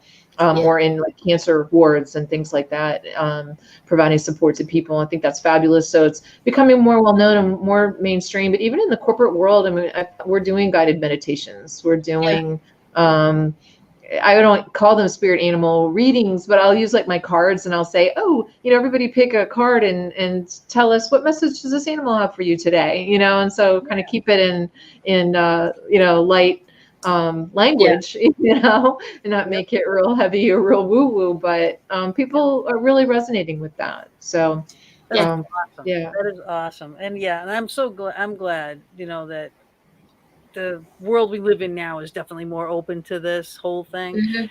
Because years ago, I was like you. I'm like, I'm in the design world, and I'm out there building stuff and everything, and like, I'm feeling spirits all the time. I'm ripping apart a house, and I'm getting angry spirits. Like, don't take that wall down. But you can't say anything like that when you're in, as a designer, because people look at you like you're nuts. Well, and like you say, it's in the corporate world. I had a guest on my show, Mark Anthony. He's a psychic lawyer. He is a practicing lawyer. I've had somebody else practicing lawyer, and they're in the woo-woo field. And everybody goes through the same thing where it's like, oh my God, I don't want to tell anybody about this. Yes. And it eventually, you get to the point. I mean, I was the same way. I didn't want people to know who I was and what I did outside of my regular day job, right? Which is here. And now it's like, I don't care. Yeah, that's who I am, right? I think it's so great if we can start to be our whole self, Yeah, exactly. no matter where you are, if you can bring your whole self, that's really what it's all about. Exactly, and never stop learning. That's Yes, I for sure. You can never stop learning. I don't care what people say. No, I know it all. Nobody knows it all. I'm sorry, but when you know it all, you're in the ground. Or at least you're physical body. You're on the other side of that veil. That's where you're there. And you're just like, shit, I didn't know it all then, but I do now. Now I do. Yeah. But I will fight adamantly for the things I do know. Exactly. Yep. But you guys read a lot of books, and Yes. and I had, like, this was one of them, the Celestine Prophecies. Right, and you had this one and the next one you read, but you have a list in the back of the book of one of the books. Which one? Yes. Sunday morning, Sunday. It's at Sunday at 8:30. Yes. So yeah. The books that you read, you guys varied in. Oh my gosh, it was all over the place. Yeah, definitely. But really good books are in there. Yeah. So how did you choose the books to read?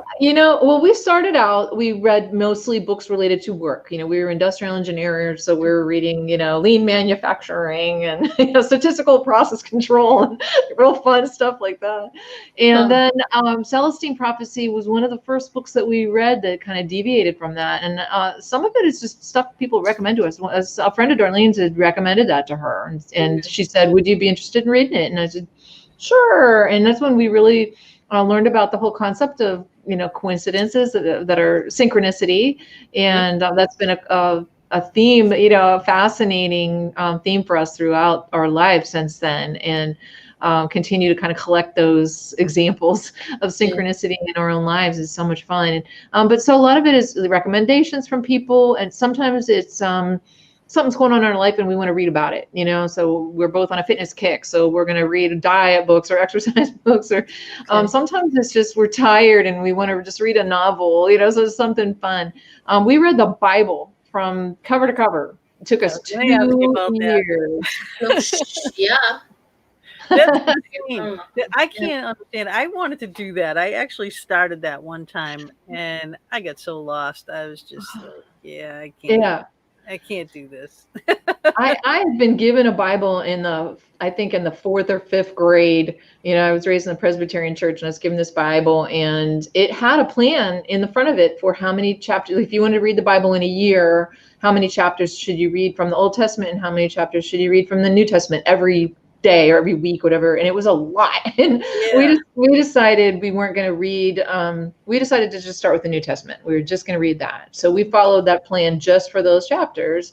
And it took us a whole year to do that. And then when we finished that, we said, you know what, let's go back and read the Old Testament. So we took a whole nother year and did that. And as I said, my friend is Roman Catholic, and it really, I've heard a lot of people say that reading the Bible really helped them to deepen their faith.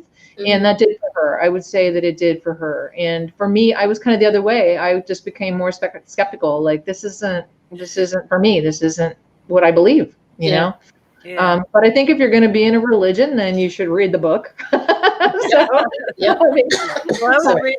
raised a Catholic, we did the confirmation and, Hey, I was an altar girl. Okay. Oh, wow. Really? Oh my gosh. Yep. See, I just learned something new about you today. They had that little bell to ring, and when people were supposed to, and I would play with it beforehand, so I wasn't a very good altar girl. Yeah. But I questioned so much. I was always like in catechism. I'm always like, well, why? What? I'd always ask these crazy, and I could tell the teachers are getting very frustrated with me. I'm like, yeah, but this doesn't make sense. But this doesn't make sense. And I was always really combative with it, But I have to give major props to your friend Darlene. I know God is up there. Yeah. I have to give major props to your friend Darlene because of her belief.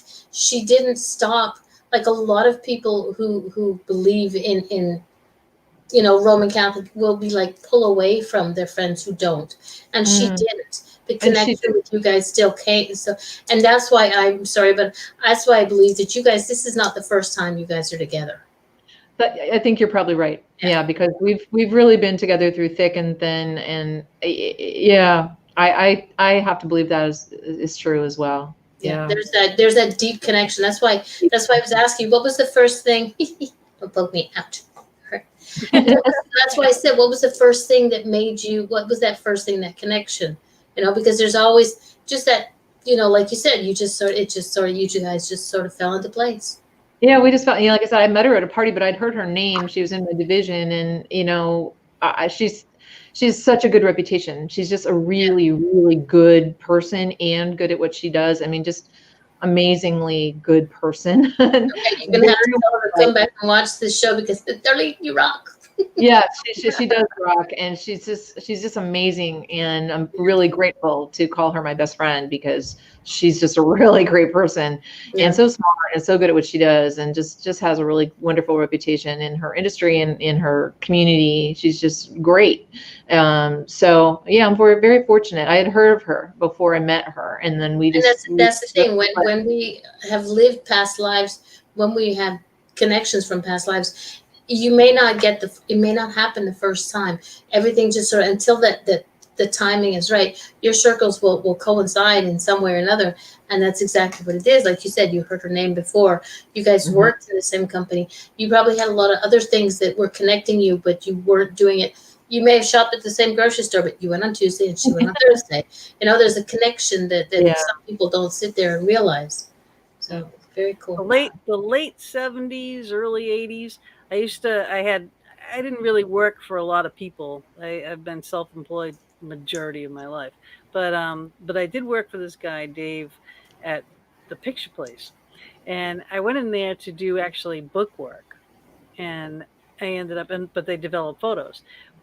So I'm like, millions of checks written out to Eastman Kodak. Oh, wow. The film coming in. Then I ended up working in the black rooms for a while, and developed, putting the big rolls of film on the stuff. And then I eventually went into doing some slides, and we'd have to call them in to have them on the phone. So you had to call up on the modem, hook it onto a thing, it would go out, and then you have to wait for an actual physical slide to come back to you. Wow. It's crazy. I know. It's a different world there. Yeah, now your printer right here can just print out your pictures. Isn't it amazing? I know. Didn't see that coming, but it was a great place to work back in the day. It was really great. I got really heavy involved in that whole business, and I dealt with a lot of people over at Eastman Kodak. So. Wow. So we have a connection too. Right? Yeah. Mm-hmm. Yeah. It was a fun place. It was a fun place to work, and it was and there were great people down there. Oh, and people love their pictures. That's the greatest thing about working for a company like that. People used to run into burning buildings to get their pictures, their baby pictures or their wedding pictures, and just such a powerful. Everybody's pictures are in the cloud now, but I have. I've been going through stuff in my house, and I just found I just put it over there, a huge box of pictures, and I have like all my albums downstairs, and I was looking at those. I had my second husband died, and his family called up and said, do you have those photos of, when their parents, they would go fishing, and these pictures meant the world to them? So I'm like, yeah, I do. So then I'm taking out the album and I'm taking pictures of the pictures and sending it to them, and they were just so beyond thrilled, Oh, yes. Yeah. Dad, the whole family out on the beach with the big fish, and and just memories, and now everybody's just like, click, click, click on the phone. Half of them you delete, and the rest of them are in the cloud. Who knows whether I don't know. In the cloud. Yeah, but it's a thing now for pictures to be printed out and put them on your wall, and they're engraved on glass, and so it's like, yeah, I got a big thing of pictures over there. I got lots of. I like to print out the pictures. Yeah. My God, my daughter takes so many pictures of my grandson. I could print every day. I get to see them. Good ones. I love pictures. Yeah. Well, let's reel it. Places than me. Let's reel it in a little bit back to the questions, because this one sort of stood out to me. Tell me about Barry Manilow. Oh gosh. So that was one of the things of, I'm having these conversations with the moon, who turned out to be goddess Diana.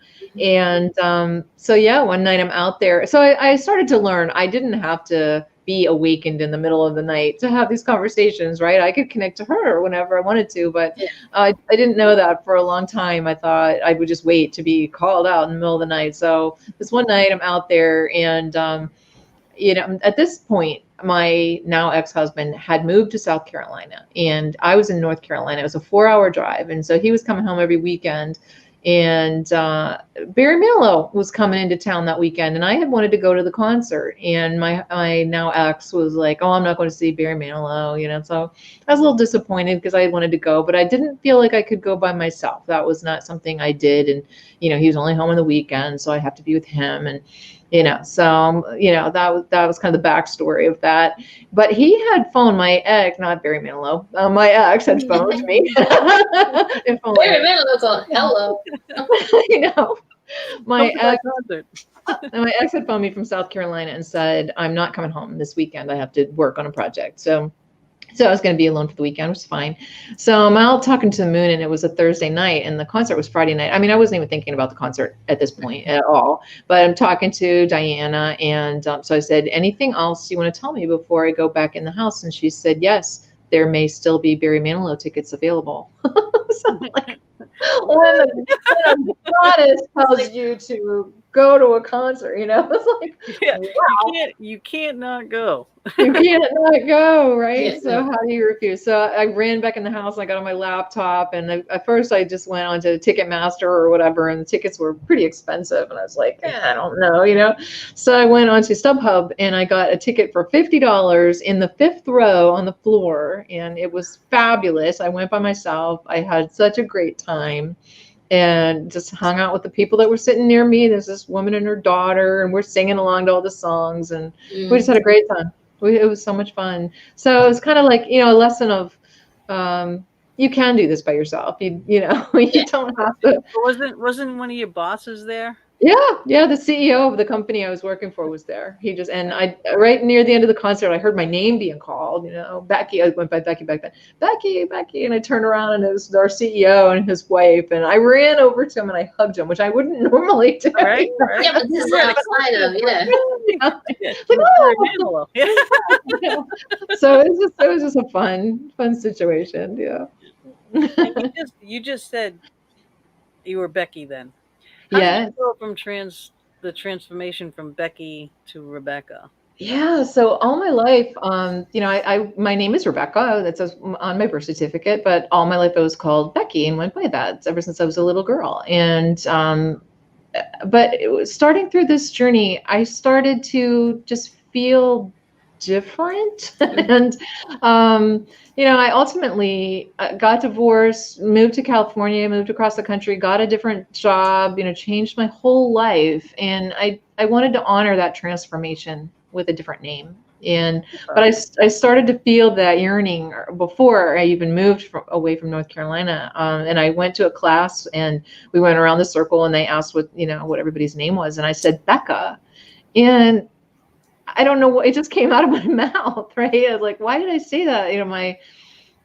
Do I feel weird because I'm doing all this woo-woo stuff and I'm like hiding with a different name, or do I just really want to be a different person, or what is it? I didn't really know why I said it. And then later in that same class, we were taking a break. So we're all in the kitchen getting tea or whatever. And somebody says to me, oh, I'm sorry, I forgot your name. What was it? And I said, Becky, because I had forgotten. Yep. So I felt like a total idiot. And this other woman says, well, I thought you said your name was Becca, which is it? And I was like, oh, it's Becky. I kind of backed off. But, once I got to California, I started introducing myself. I said, I'm Rebecca. And I don't even think of myself at all as Becky anymore, even though the majority of my life I went by Becky. Yeah. Well, that's, their pen names and stuff. Say it. Okay. When we first had the intro meeting this week, the name keeps popping into my head, and it's still doing it. So I'm going to have to say, I keep hearing Becca Boo. Becca Boo. I don't know why, but that's what I keep hearing is Becca Boo. Yep. Oh, that's cute. Yep. Also, now what do we got left? Okay, all right, we're doing all right. The artwork on the cover. Talk about that. Let me put that Yeah, up. it's pretty. Well, it's meaningful. Hmm. There we go. Thank Okay, you. so you got Yeah. the hand. I see the Yeah, you bear. can, yes, there's the bear from, I was telling you, my spirit animal bear that came to me. And my very good friend, Margaret Miller, who's also a character in my book, not as big a character as Darlene, but she and I have been friends for many years, and she is an artist, and she makes what she calls healing hands. And she made one for her brother, the first one she made when he was in the hospital, very ill. And she traced his hand, and she filled the image of his hand with all kinds of images of things that reminded her of her brother, his favorite things, whether it was like a basketball or, his favorite food or, just all kinds of things like that. And he felt that having that hand hanging next to his hospital bed helped to contribute to his healing. And so she calls them healing hands. And she has since gone on to make them for other people. And she had shown me the one she made for her brother.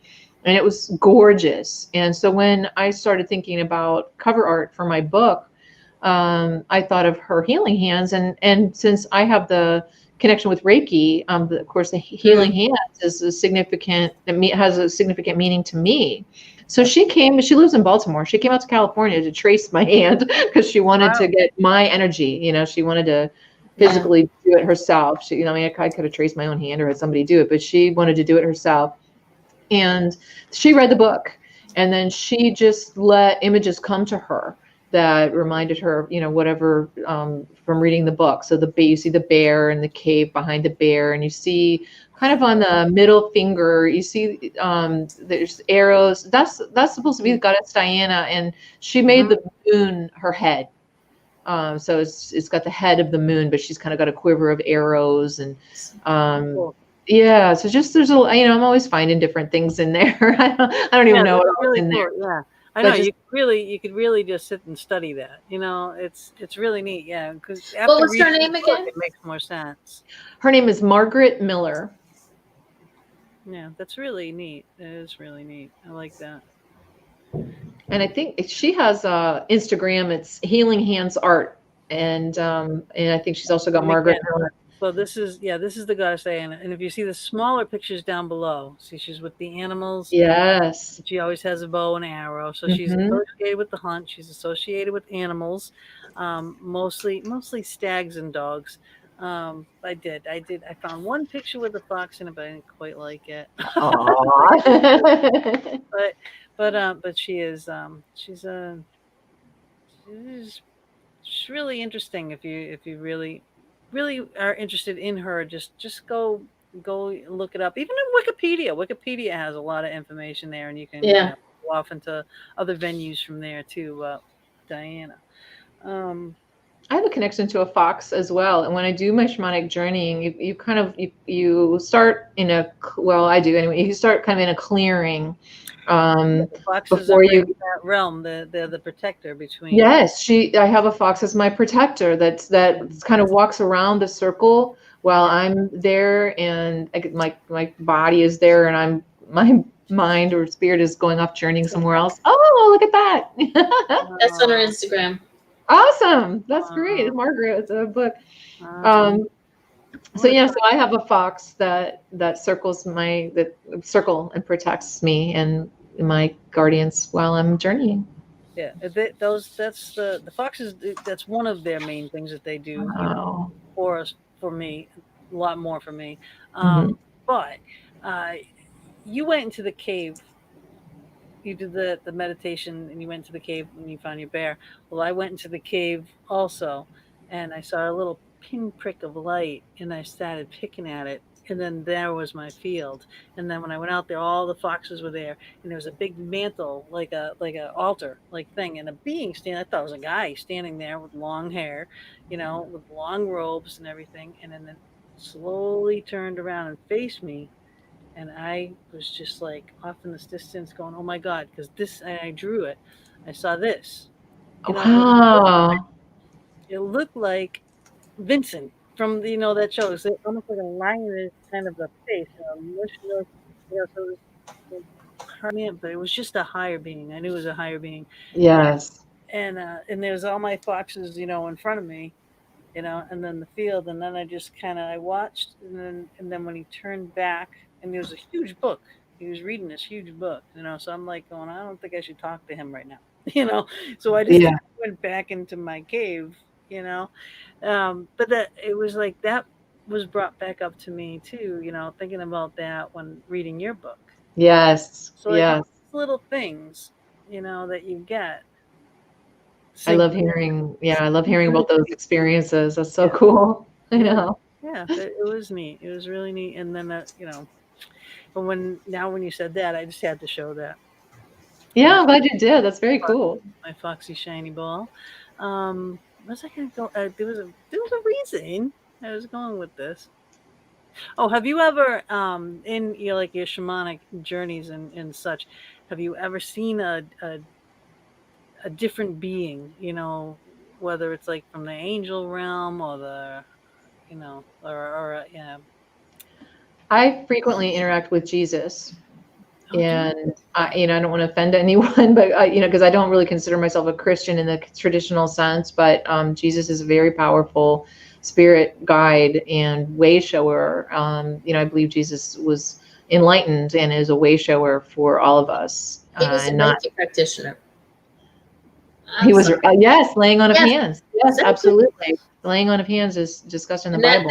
And I that irritates people when you say that, they kind of go like, this is not the way of Jesus. It's like, really?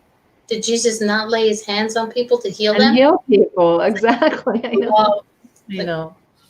Cool. Yes, our one famous show that we had. We're all Yeah. going to hell. We're all going to hell because we. I know. Yeah, Oh well. Good thing I don't believe in that. No, we didn't either, but we didn't. You know what? Whether we believe things or not, we allow people to have that moment of airtime to share their views. Might be one person who would be like going, "Amen," but it's just like wasn't you. Sorry, Rebecca. Yeah, no, no, that was, oh my God, you'll have to watch that show one of these days to see this shock look on our face. We're just Going to hell in a handbasket, as far as I'm concerned, and I'm bringing my dogs with me. Me and my dogs. Well, here's the thing. It's like he was saying all these things, like, we're going to hell for doing or working in these fields, whether we're investigating paranormal, doing Reiki, doing any kind of oracle card readings, tarot card readings, any of those things. Exorcisms. Mm-hmm. He can do it, but he could do it. That's because he has a house up in heaven. He has the penthouse. He's going to be up on a penthouse floor with God's right above him, and he's walked on water. Down. And there's no dogs in heaven. Nope. Oh, there's not. I'm not going. I figured out why. On the show that I watched in the next week, I figured out why. Because the people we're talking about, Anubis was the one who walked people to the gates of hell. And Anubis has the dog's head. So that's why. So we're going to go hang out with Anubis. You want to join? Yeah, I'm not going to heaven if there's no dogs. That wouldn't be heaven. I know. That's everybody in the chat room said that part pissed me off. I know, it's funny. Yeah, everybody in the chat room said, no dogs. Practice walking. Not going. Yeah, we all love dogs. We're all dog lovers. My dog makes an appearance. Her dog makes an appearance. Yeah, I'm surprised that she hasn't, but she is. Yay.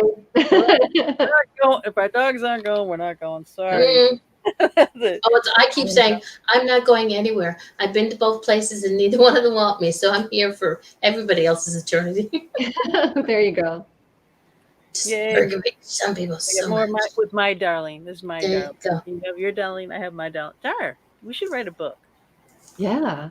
We could alternate chapters too about our Darlenes. Right? Is your Darlene a redhead? Kind of, yeah. She is actually. She's sort of blondish red. Yeah. Just tell her to find me on Facebook. We can have a lot to chat about. Yeah, you can. We'll write. Okay. Me and Rebecca will write. You two. Yes. Yes, exactly. We'll call it our Darlenes. Yes. Our darling Darlenes. Our darling Darlenes. That's so cute. Yeah, we'll do it. There it is. All right, I'm in. And now that in rough translation, the royal pain in my side. No kidding. Yeah. Ever. I know. And you guys should talk like this. You should get a StreamYard account. So Yes, you should. You should like do a show. It would Your be cool. I know. conversations, have it. I 'Cause tried by to the get her to do interviews with me, and she just didn't really want to do that. You know, she just No, I mean just for you guys to talk. oh, You know, just to talk. Exactly. Yeah, Sharing yeah. your thoughts, Me sharing and your thoughts. Mama The Dee and conversations that you would have on that 8:30 phone call, have it on here because it'll help people. Oh You know? no, not to do a show. She wouldn't do a show. Her Darlene wouldn't do a show. She's No, not she doesn't want to do that. She's No. not like you in that way. No. But I'm just saying that this way that they could see each other. You know, even if they had just a StreamYard. Yeah, because StreamYard is free. Yeah. The base platform of StreamYard is free, so you can have what this interest. Oh, wow. We'll have to try it out. I mean, occasionally we've done Skype or just like a FaceTime or something like that. Yeah, but Skype is being very persnickety these days. Mhm. But this is easy. Oh, I'll have to check it out. And if she likes it and gets used to it, you never know, you could do it. And the thing is, you can do a show, it's not on the first level, but like Gina and I, we can do a show, record it, and not go live, and just download, just make it into a complete podcast, download the audio and upload it to wherever. Yeah, very flexible. Yeah. It's Cool. Yeah. But tell us more about, the synchronicities. Yeah. Because you listed a whole bunch in them. Oh gosh, I know. Yeah, I'm trying to think of a good example. Well, one thing that happened to me, and it's a sad situation, in that Darlene lost her son. She lost her son in 2014 in a tragic car accident. But this is really crazy, Mama. it is crazy. She called me that morning, Saturday morning. It had happened the evening before, and just terribly tragic. I mean, he was, like 30. But that afternoon, I mean, like right around the time of the accident, I was paying my bills, and I had this basket, where I just kind of throw all the mail in there. And, so it's before I was paying stuff on the internet, I was like physically writing checks. But in my basket of bills, there was a picture of my oldest daughter with her son when they were toddlers. I mean, they were literally like maybe 2 years old. Mm-hmm. And it was one of my favorite pictures of them. And I used to have it framed in my office years before that, when they were that age. And but it just showed up. Film. No, it was on Fuji paper. Right. Which we would never, ever. I worked for Kodak for 22 years. I would never have printed pictures on Fuji paper. So I find this print in my basket of Scott and my daughter Rachel, and it's printed on Fuji print. I thought, this is so weird. Where'd this come from? And I just, I'm paying my bills, so I just kind of threw it, and I didn't think about it. But the next morning, she called me to tell me her son had passed in this terrible accident. But then I remembered, oh my God, I just saw this picture of him yesterday, and it showed up. But we kind of figured it was his sense of humor putting it on Fuji paper. Fuji paper, yeah. It's him coming to say goodbye. Yeah. Yeah, but it was so creepy. Exactly the type of thing I was saying earlier. Don't disregard any of these things that you see. So go ahead now. Tell the story, because it's gonna. Well, yeah. So then, so I took the picture. I immediately hopped in the car and went up there to be with her, and spent the week with her, and did the funeral home and all of that. And one of my daughter's best friends had a baby that same week, and so my daughter was called. My daughter was living in North Carolina at the time, and she couldn't get up to New York to see her best friend who just had this baby. And she said, you're going to be there. Why don't you go see her in the hospital? And I was like, oh, I got to be with Darlene. We're doing funeral stuff, and I can't, and I can't leave her. And so I said, Darlene, you want to go see a baby? She says, no, I don't feel like doing anything. I can't, and Rachel kept pestering me, please, Mom, she's my best friend and I can't be with her. You're right there. And you love Katrina too. So finally Darlene says she will go with me. So we go to see the baby, and it actually was really good for her. She's holding this baby, and she just, she's just, there's nothing bad about holding a little baby, right? A newborn baby. So I think it was very comforting for her. But so meanwhile, I'm talking to the new mom, and while Darlene's just kind of sitting off to the side holding the baby, and we started talking about the baby's birth and what time and what day, and it like got Darlene's attention. Well, hey, what day was that? And it was like, oh, Friday. Well, what time was that? Oh, it was 6:30. And she was like, she just burst into tears. And she's like, oh my God, there's a very special baby. She's like, that's the exact time of the accident was the time that baby was born. So we were all just like, what? I mean, it was, oh Yep. my Right. God, Right. it was unbelievable. I have a bunch of crying women. Bunch of crying women. The poor young dad is in the room going, oh my God, these women are like, what?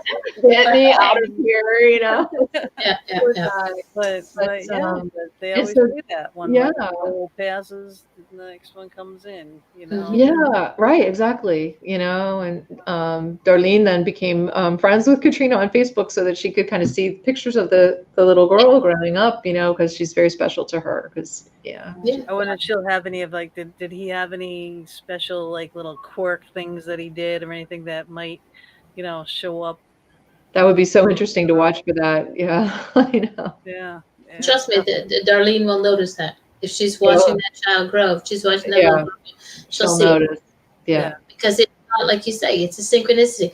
It's not a coincidence. It's like, you know, some people go, oh, it's just a play on words. Either way, there's a reason this stuff happens. There's a reason that your daughter kept bugging you to go see Katrina and this new baby, and you wouldn't go without Darlene. Aside from the fact that you're best buds, but this is just you. This is like, and then everything the dominoes fell into place.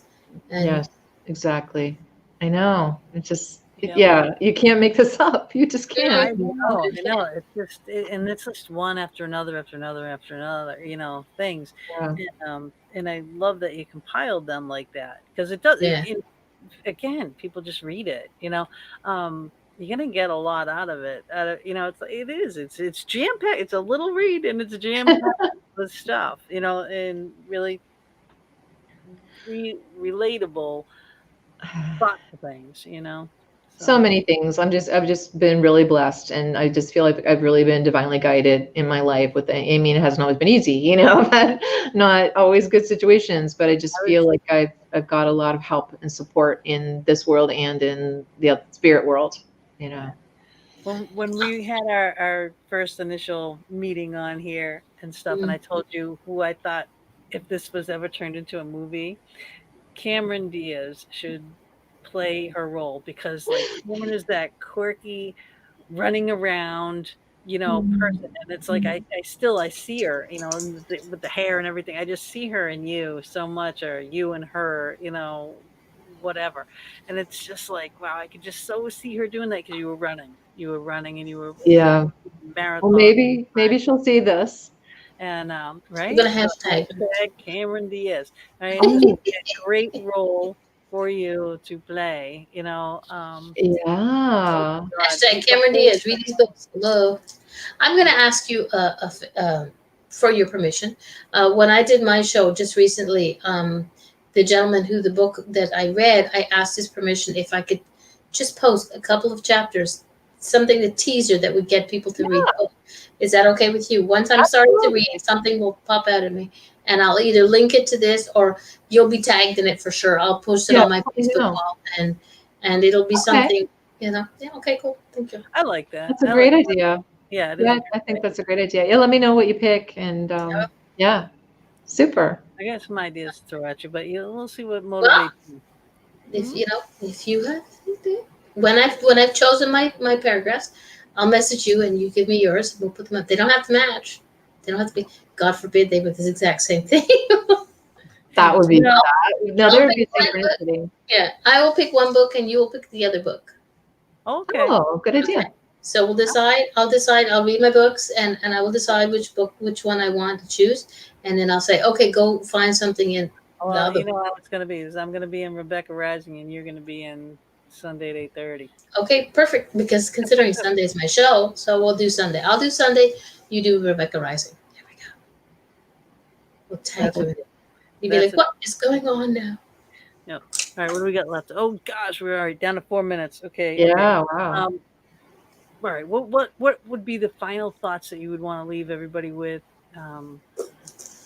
I would want your listeners to know that they are way stronger than they know, and that they have way more power than they know, and that they should they have the power to create the life they want. And so they should go for it because they're worth it. That's awesome. That's really nice. Agreed. And no one's alone, no matter what your struggle is, I mean, it doesn't have to be as extreme as what she was going through with, living with an alcoholic and whatnot. Then that rat race, and we all get caught up in that, trying to be a good wife and mother and sister and daughter and whatnot. And, all those things, but you really got to take care of yourself. You really do. And yes, Absolutely. you are enough. Is there anything up here that we needed to put in the No, but I will put the links, all of your links, I will put them in the show either tonight or tomorrow. Yeah. Don't forget, people, go to YouTube, sign up, subscribe, hit the notification bell. Because you never know what, one day we might just pop up with guests on just the YouTube and do things. How many decks of cards do you have, by the way, Rebecca?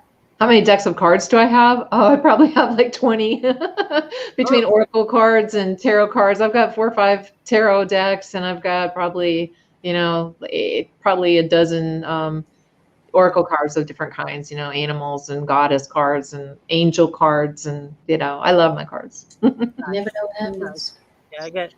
We're going to be doing a pull a card reading show one of these days. Oh, fun. And it will be just on YouTube. So it'll be just on YouTube. Yeah. Yep, you'll have to subscribe to us. Absolutely, I will. Yeah. So these are all, I'm putting up all the links again, and Mama D will do her JOB and get them in the chat comments as soon as she's done. But thank you so much, Rebecca, for being, with us during the show. And 60 seconds. Okay. It's really been wonderful. And I gotta find my little exit video here. Where is it? Well, thank you. I appreciate the opportunity to be your guest. It was loads of fun. Yeah. And it was great. Really should, let's talk about writing a book about our darling Darlene's. Amen.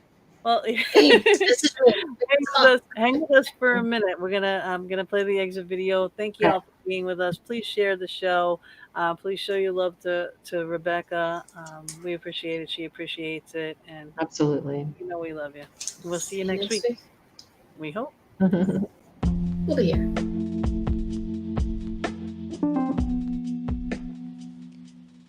Thank you again for joining us for another episode of The Fox Den. We would love it if you would go over to our YouTube channel, which is The Fox Den, hosted by Gina Bankston. Please like and subscribe our channel and join us in the chat room there while we stream live every Thursday evening from 8 to 10 p.m. Eastern Standard Time. We'll see you next week. Good night.